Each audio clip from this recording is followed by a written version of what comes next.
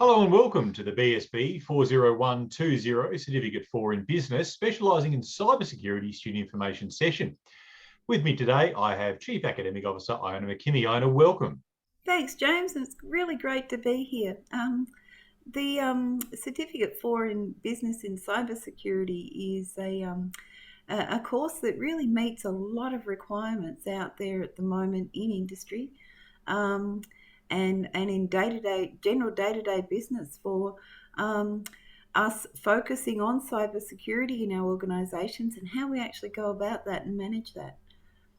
Excellent. Look, I'm really looking forward to jumping into this course and exploring it. Now, for those who are tuning in, throughout today's session, we'll be looking at a bit of a course outline.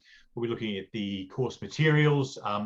Of great interest, of course, we'll be also having a bit of a look at some of the assessment functions, what's going on out there in industry with some potential job roles, and of course, the sort of support and access to facilities that you get through mentor education.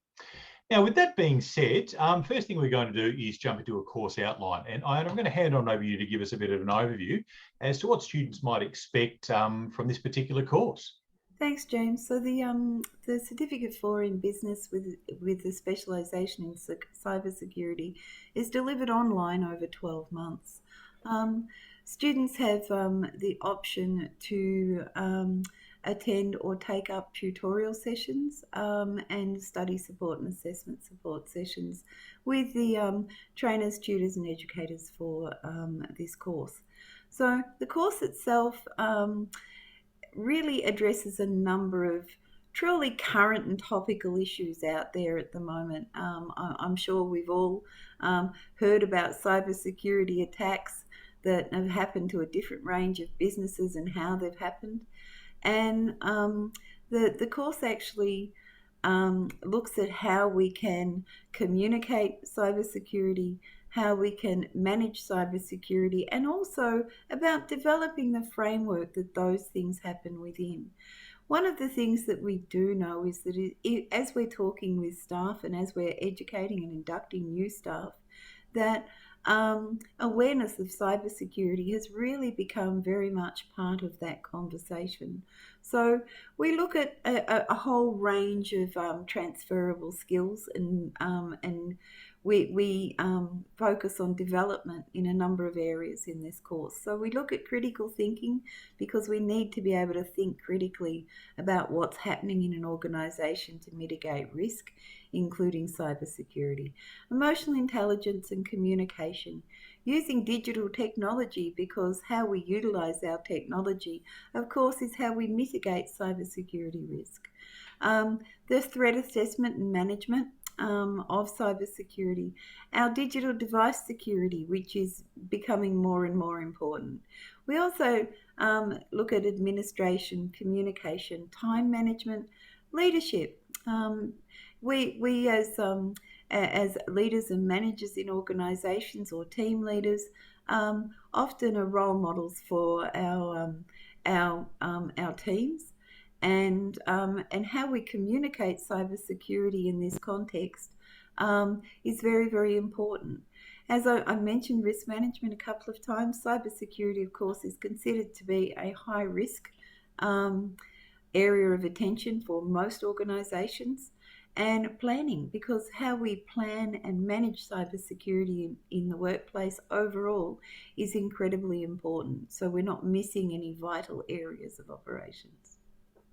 Excellent. And just probably circling back to, I think, perhaps some of the applications or the sort of roles that this particular course would be suitable for. I mean, we've got note there that, it would perhaps be suitable for individuals who are already working within a business, and it might be that they're working perhaps in an IT-focused form or, certainly within a cybersecurity firm, but also perhaps those who are part of a business and the directives come through that they do in fact need to start putting forward some cybersecurity initiatives and the means by which to manage that internally. And I think that's kind of why we've got there perhaps new venture as part of a larger organisation. And you made mention of the risk element of cybersecurity, and it is being highlighted, in many, many respects as a very serious, real and ready risk for businesses these days. And I mean, we're certainly finding perhaps not even just cybersecurity specialists, but those perhaps in management roles and things like that who'd like to get their head around perhaps what some of the implications of cybersecurity are and what they could perhaps do from a management perspective in addressing some of these risks, would also find it really beneficial. It's and it's also very true to say that the course is suitable for people who are wanting to work in this area and develop their knowledge and their skills. Um, Often we work in um, matrix teams where we have, or we work in matrix roles where, especially in smaller businesses, where we're aware there's a risk, but we're not aware, we we're wanting to develop our ability to manage that risk as well. So the course is really suitable for anyone at those types of levels or wanting to move into um, management of cybersecurity, if you like, from an operations perspective. And look, I know we've got some very exciting figures coming up, which gives us a little bit of insight into sort of demand that we're seeing out there. So that's just a little taster, but before we get to that, let's do a bit of a deep dive into the actual units themselves. Now, we're looking at 12 units, I believe, Iona, and that's over a 12-month period. Talk to us about what that means. So the course is comprised of what we refer to as 6 core and 6 elective units. So 12 units in total. And as we've mentioned a couple of times, we do deliver the course over a 12-month period. The course itself looks at all of those things that we've been talking about, but the units of competence in the course really break down that broad topic that we've been talking about. So students are able to actually develop those true focused and deeper focused skills and deeper knowledge about managing cybersecurity. So we look at applying critical thinking to work practices, which is very, very important when we're looking at managing a risk or mitigating or developing policies and procedures, or even developing training plans when we're introducing a new area of knowledge to our staff internally. We look at digital technologies to collaborate. So in other words, using the technology that we have, we might, for example, have an organization that uses Microsoft Teams. And so in the work environment, meetings happen as part of Microsoft Teams. There's also instant messaging functions in the term of chat in the sense of chat feeds and a whole range of other things, access to OneDrive and SharePoint and so on and so forth. Excuse me. We also look at building and maintaining business relationships. Often we seek advice from outside our organisation, as well as drawing on our organisational knowledge base. So we look at maintaining those relationships with internal and external stakeholders, monitoring work health and safety policies, procedures and programs. Writing complex documents. As part of cybersecurity management, there's a range of documentation that we might need to be creating, and we might need to be making available to others. So we look at how we develop that type of document. And communication strategies. Pretty obviously, if we're focusing on cybersecurity, we're looking at what strategies we can communicate information to within our organisation, but also to our external stakeholders, our customers, our clients, and so on and so forth, maybe even suppliers as well. In our electives, oh, please excuse me. In our electives, we look at developing our own work priorities, emotional intelligence, which again is about communication strategies and how we manage challenges and communication in our roles. Then we also get right down into the nitty-gritty of cybersecurity. So we look at maintaining security of digital devices, which takes up things like two-factor authentication, um, password protecting folders, and that whole range of levels of security that we apply in different contexts in an organisation. We look at how we promote workplace cybersecurity awareness and best practice, and contributing to cybersecurity threat assessments and cybersecurity risk management. Because as we know, cybersecurity, we were saying this just before, is a very, very real risk for all organisations in our current business environments. Look, it certainly is. And interesting you mentioned that. I mean, there was a report from Microsoft just on 2021 where it was reported there'd been over a 1,000% increase in the number of cyber attacks reported across businesses in that 12-month period alone. And certainly there's an expectation, and that sort of growth is expected to at least remain, if not increase, in the volume of attacks they expect, sort of moving forward. And I really think with the way that the workplace has changed, where there's a lot more remote work, there's a lot more reliance on digital and information systems to communicate and collaborate and essentially create a sort of an online and digital workplace. The requirement to manage those cybersecurity threats is just increasing exponentially. Now, up here in front of us, we've got a range of potential sectors and occupations where the value of certainly, having skills and knowledge and competencies around the cybersecurity elements that are presented throughout this course would be applicable. And I think really the key thing to take away from here is just really how broad the type of industry sectors and roles where there is a requirement for that understanding of cybersecurity and its implications applies. So anything, say, from an office manager to business administration, sustainability manager, trade coordinators, importing and exporting, of course, crucial, business analysts, customer service, even to a certain degree, and of course, administrators.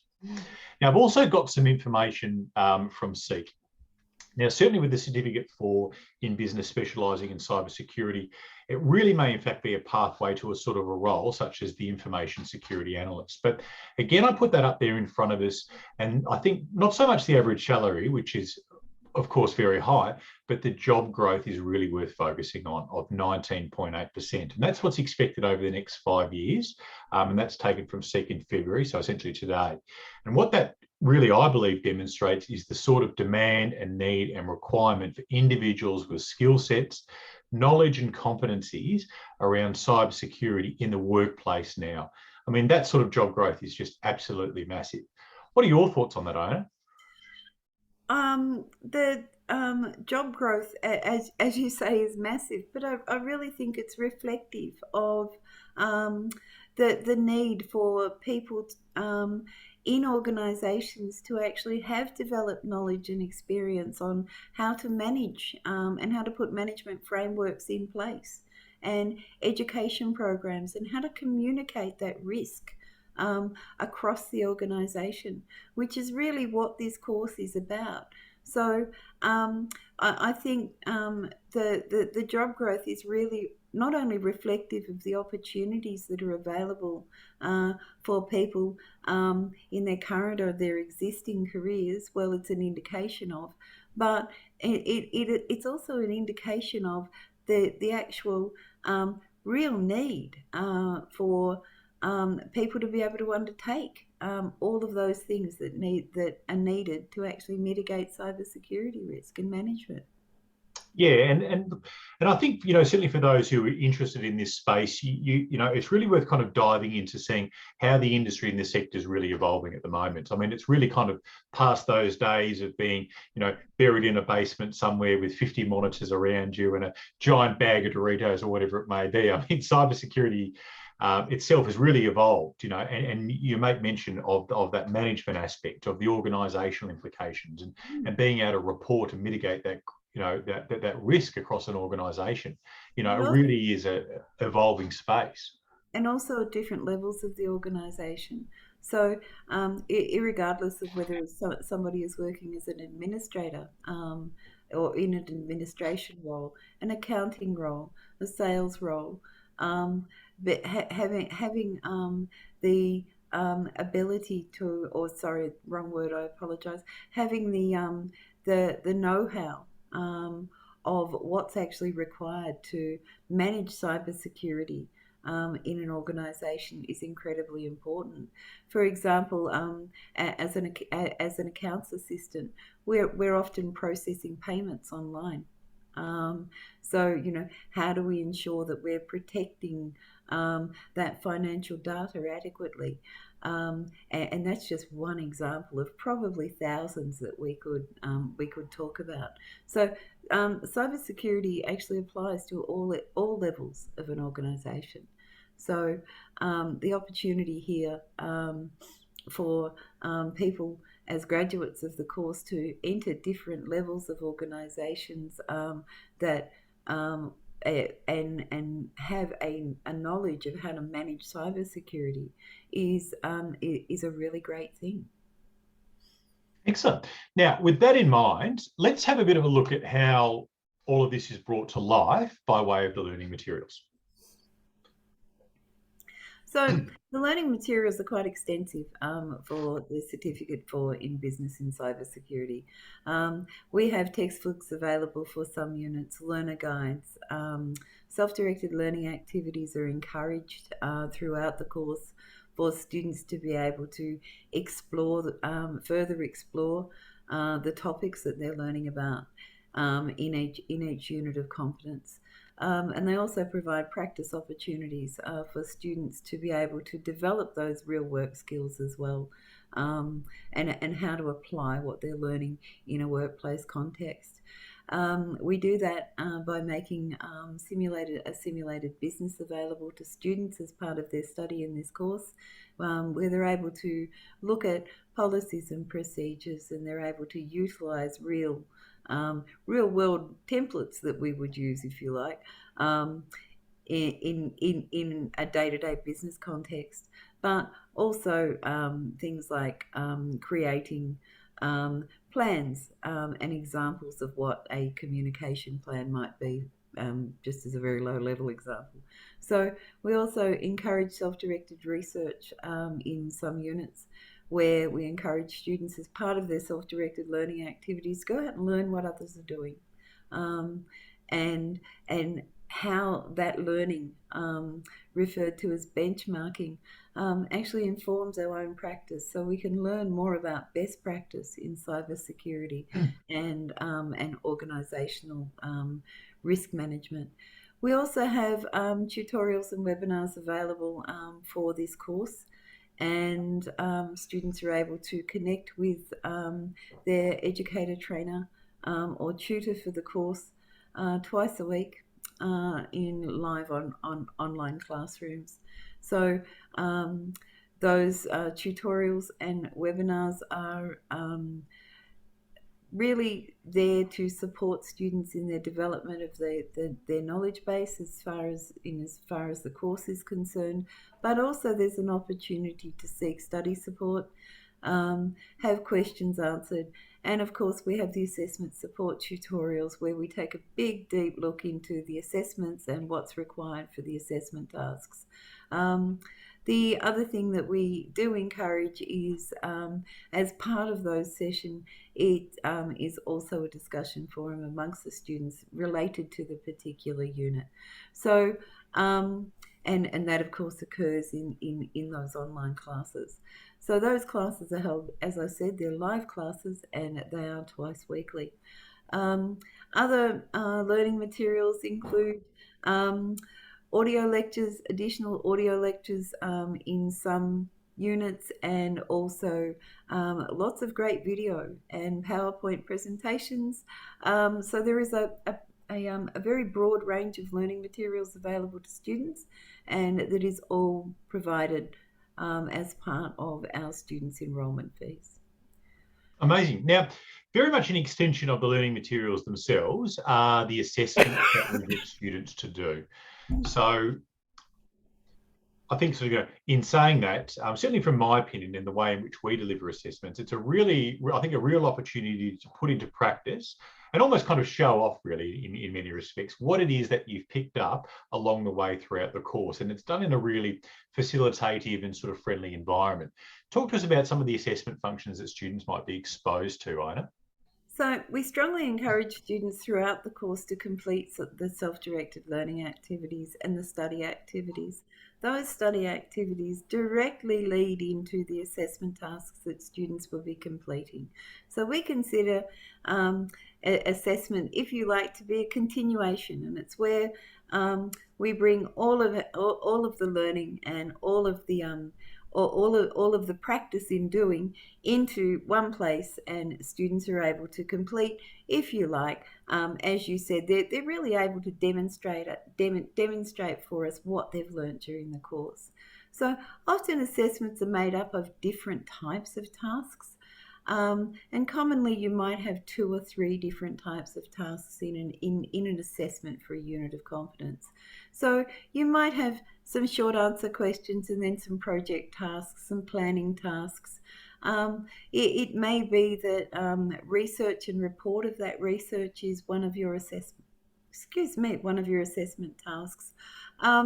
With the focus on cybersecurity in this course as a specialisation, one of the things that we do look, or some of the things that we do look at as much as they are assessment tasks, are some great things like creating a cybersecurity communications plan, creating a training program for staff, identifying what additional learning opportunities are not just available to ourselves as part of our professional development, but also for our teams in our organisations as well.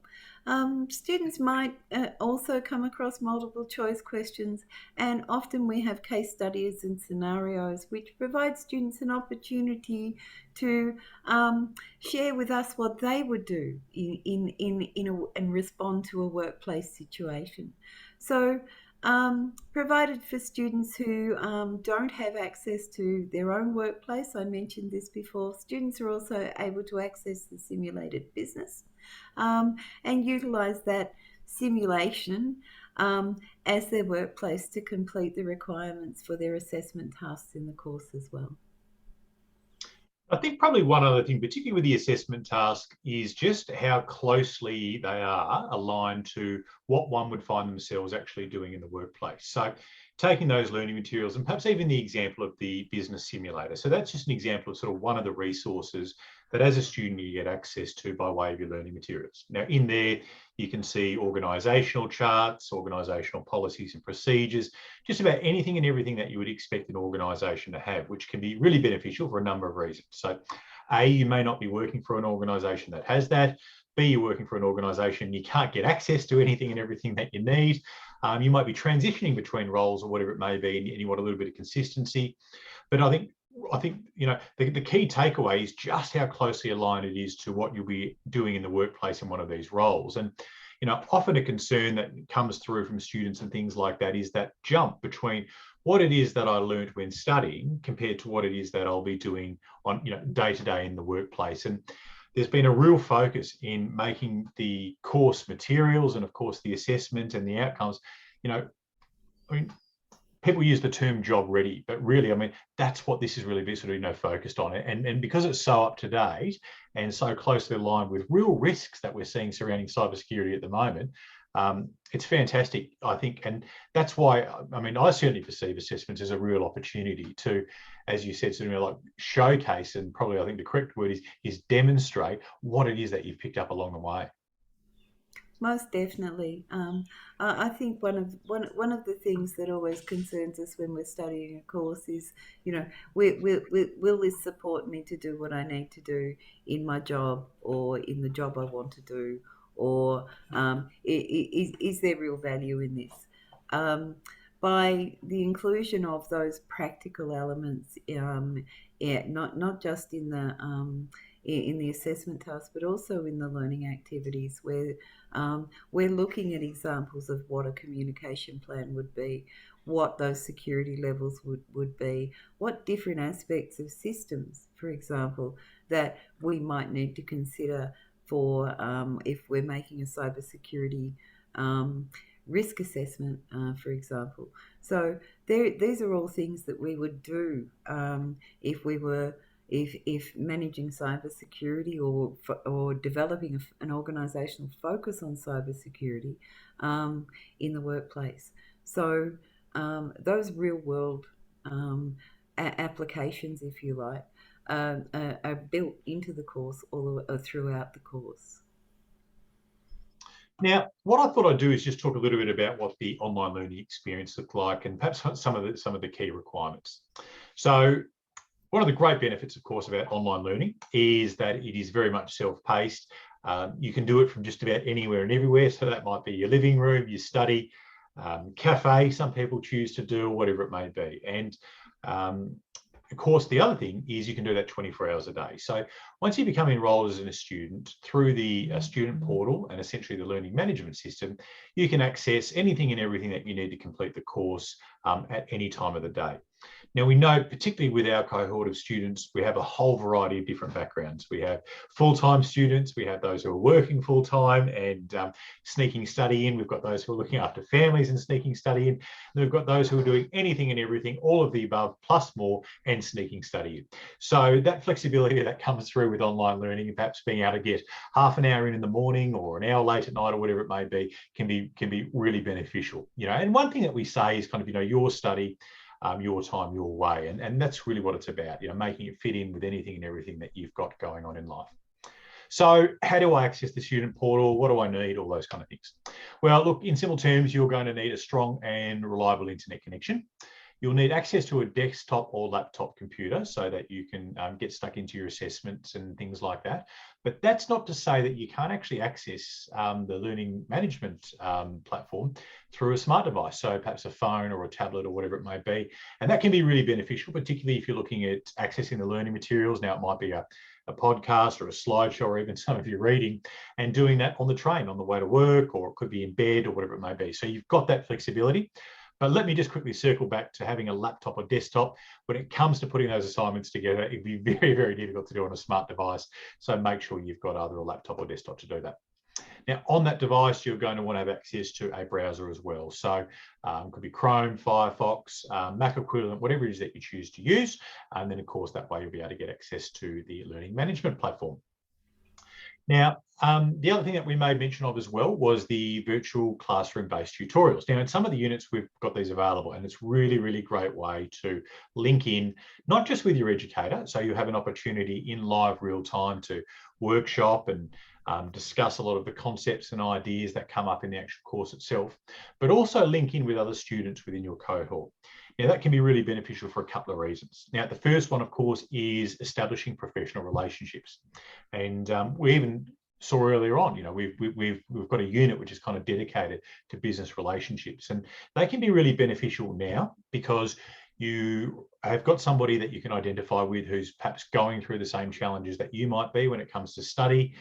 You can sort of, workshop ideas with each other and whatever it may be. But then perhaps down the line, so, cast your mind forward, 12 months, you will have completed this qualification. You may, in fact, already be in a role or, applying for roles and things like that. And then you come up with a challenge in your day-to-day job. And you sort of think, okay, well, what do I do here? Well, it's nice to have a professional, network that you can perhaps pick up the phone, flick them an email, LinkedIn message, whatever it may be, and say, look, I've come up against this at work. What would you do? And and that way you're kind of really building a nice sort of body of knowledge, which comes by way of a professional network of relationships. And the virtual tutorials certainly provide you an opportunity to develop those. So that's really exciting. And of course, the other great thing, which I always like to mention, particularly when you're studying online with self-directed, is that sense of accountability and connectivity. I think knowing that you can regularly turn up to a class, that there's going to be a live tutorial and things like that, it can help you stay on track, particularly over the extended period of your course. So that's also really, really important as well, particularly when it's self-paced. So of course, there's flexibility as to when you can get stuck into units and of course complete the assessments that go with them, but it's also nice to work towards a bit of a timetable. And I think having access to the tutorials really assists with that function. Now, we talked about the course duration earlier on. Now, that's over a 12-month period. And throughout that period of time, you're exposed to a whole myriad of support from the entire team at Mentor Education. So from day one, really, the first point of contact that you would have would be with an education advice team member. And their role would be to speak with you about perhaps what it is you're currently doing, where it is that you'd like to go, provide you some information about the industry itself, what sort of opportunities are available, and then sort of using that information, link you into what's going to be the most appropriate education solution. In this case, it may very well be this course. And then once working with the education advice team member, and of course, once enrolled, you'll be directly linked into the team of student support officers who are there between 9 and 5, Monday to Friday, Melbourne and Sydney time, to help you with all sorts of things. It could be navigating the learning management system. It could be assisting you with onboarding, finding assessments, booking appointments with educators, course extensions, whatever it may be. And the other tier of support, which you get access to, which arguably probably is the most important, is the education team. Now, they've got a whole range of functions which they can offer you to support you throughout the period in which you're studying. And Iona, you're the best person to talk to us about what they are. Okay, so I'm just going to build on what you've been talking about. We very much understand that when we're returning to study after a long period of time, or we're entering a different type of course that we haven't studied before, or for some other reason, that we can feel very overwhelmed when we start to study.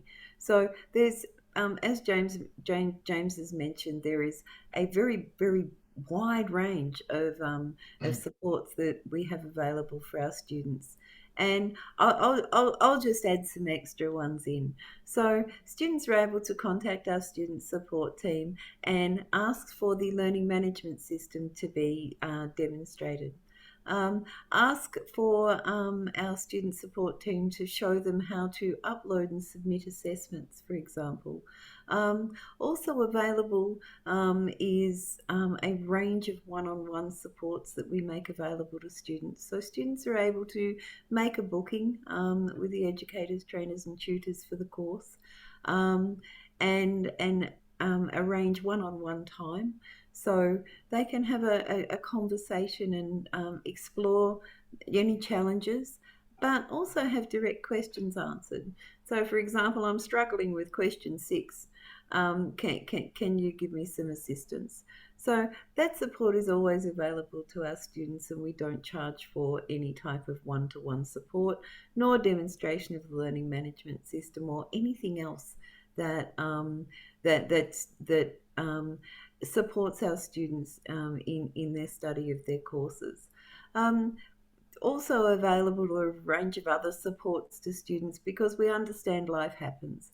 So sometimes we need to ask for our course to be extended, or we need to resubmit an assessment for remarking.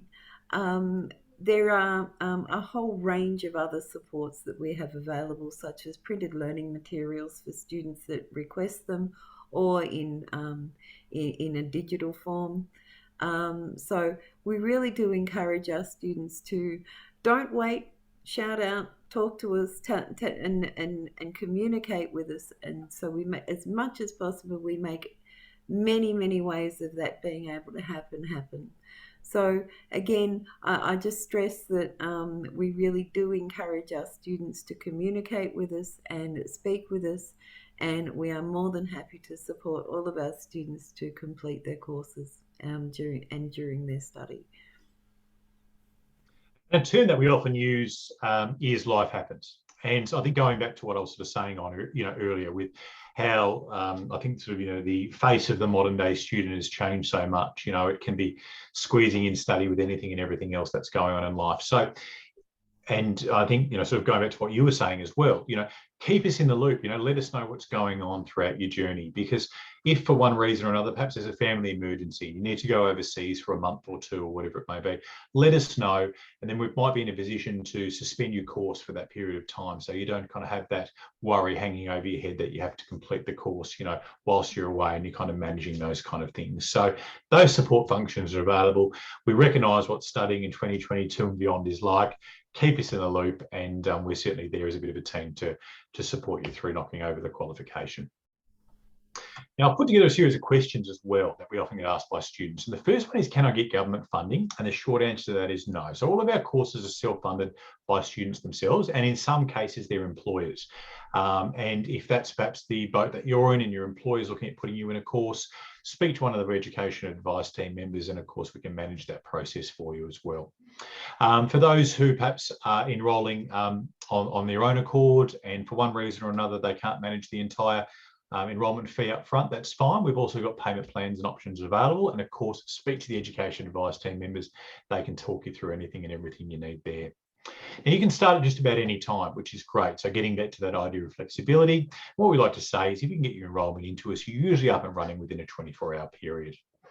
Everything's included within the course, so anything and everything that you need to do. So that includes your learning materials, your assessments, access to the learning management system, all of that kind of stuff is included in the enrolment fee for you. We've got different study options, of course. We did make mention of the virtual classroom-based tutorials. Now, this is the recommended way in which to go for this particular course. The course is nationally recognised in all states and territories around Australia. There are no prerequisites, it's open entry, but we do ask that you have a reasonable command of English and reasonable numeracy,